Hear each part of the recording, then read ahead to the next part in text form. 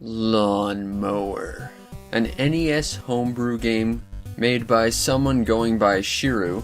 This is basically how to make an awesome arcade game, because at its core, it basically takes everything that a good arcade game needs and distills it down to its core components, and then just refines it to a razor-sharp point. Now, the story puts you in the shoes of Grass Clippings, Invisible Man, and patron saint of lazy people who don't want to mow their lawns. He takes his magical, mystical Lawnmower of Destiny, registered trademark, and goes out to mow 10 lawns of the laziest people, so that they may continue to believe in him, and thus build his power, so that he can continue to mow the world, and then later, the universe. Or, it's an arcade game, it doesn't have a plot, but let's just be honest, as always, my story's better. Now, as I've said, this game basically takes arcade components, refines it to a razor-sharp point, and that means that this game is very conceptually simple, but very, very deep. Your goal across all 10 levels is to mow the lawn. Simple, right? Well, sorta.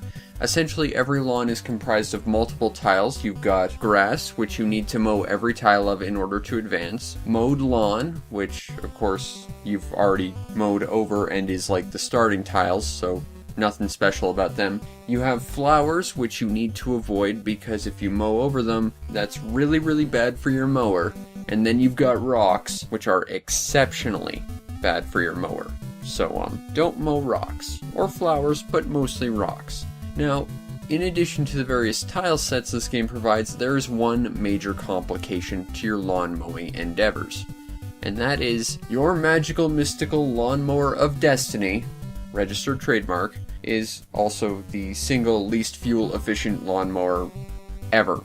So as you mow the lawn, your fuel will constantly be ticking down. A fuel can will spawn on the lawn, and you have to collect that fuel can before you hit 0, or else your lawnmower stops and you have to start the lawn again. Now, where the fuel can spawns is random, sort of, but there's a strategy behind it. While the can itself spawns in a random location, the only location it could potentially spawn in on is a pre-mowed spot.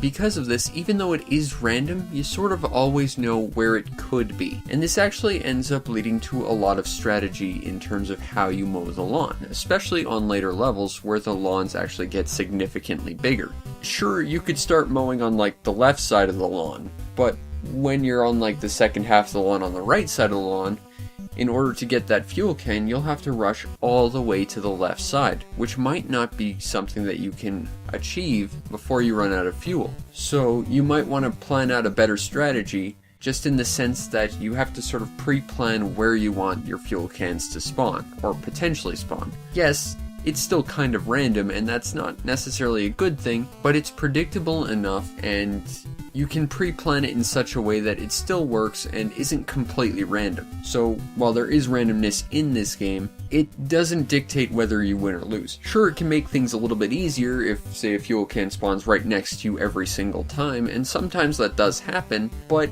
it's better to really plan out your lawn mowing endeavors beforehand. And that is really one of the things that leads to the greatest amounts of depth in Lawnmower, which is, there is just a real huge amount of strategy in planning where you want to mow, how you want to mow, especially when it involves getting around obstacles and planning where you ideally want your fuel can drops to be, or at least where you want to be in relativity to where it could potentially spawn. For a game that is as simple as just mowing the lawn, this game is ridiculously deep. I have absolutely got to applaud Shiru for this. This is just mind-blowingly awesome in terms of how deep this is, despite its incredibly simplistic concept. Now, like I said, it's a simple game, and a simple game does not benefit from a complex control scheme, and basically, this game has a one-button control scheme.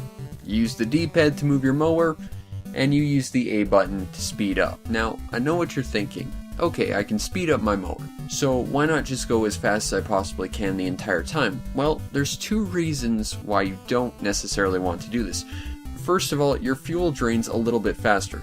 While this means that your fuel is draining faster than your standard speed would drain fuel, pound for pound you will cover more tiles than you would at your normal speed, so it's actually really conserving fuel in the long run. However, it does seem to tighten the window for inputs for turning, so if you need to get around various obstacles in order to get another fuel can, you might need to input your turns a little bit faster than you're used to, simply by virtue of that window of turning seeming to tighten a little bit. So there's even a little bit of strategy in terms of when you want to speed up and when you want to slow down, because slowing down, it's a little bit easier to turn, but you're going to expend more fuel in the long run and go slower. Whereas going faster, you might spend fuel faster, but you're going to cover more ground in that time and ultimately expend less fuel per square. At least as far as I've been able to discern. Yeah, this game's got crazy amounts of depth for a 10-level game about mowing the lawn. Ridiculously impressive here, is what this game is. Now, the overall presentation to Lawnmower is, well, it's basically an NES game. It's bright, it's colorful, it doesn't do more than it needs to, which honestly is probably for the best. If it got bogged down with focusing simply on visuals, honestly it might take away from the game. I honestly think the overall simplicity of this game and its visual design really lends itself to a greater overall package. And the audio design, well, there's like 2 songs, plus a victory and a failure jingle. There's not a lot to it, but I will say I really do like the songs to this game, and I would kill to find the MP3s to this game out there. Seriously, someone hook me up. But it leads to an overall really good package in terms of overall presentation, and combine that with its simple but very deep gameplay mechanics, you got a real winner here, especially if you love arcade games. Now, if you want to get a copy of Lawnmower, I'll get to the back of the line. This is a homebrew game, and near as I can tell, there is no actual cart of this. But on the bright side, you can go and get this actual game off the developer's website for free. And I will absolutely put a link in the description for this, because this is a damn good game that needs to be played by pretty much everyone. And honestly, the only thing I don't like about Lawnmower is that there's just not enough Lawnmower. Like seriously, it's 10 levels and there needs to be more, but here's where the good news comes in. See, this game kinda got popular around speedrunning communities, and a few members of the speedrunning communities decided, hey, let's make some more Lawnmower.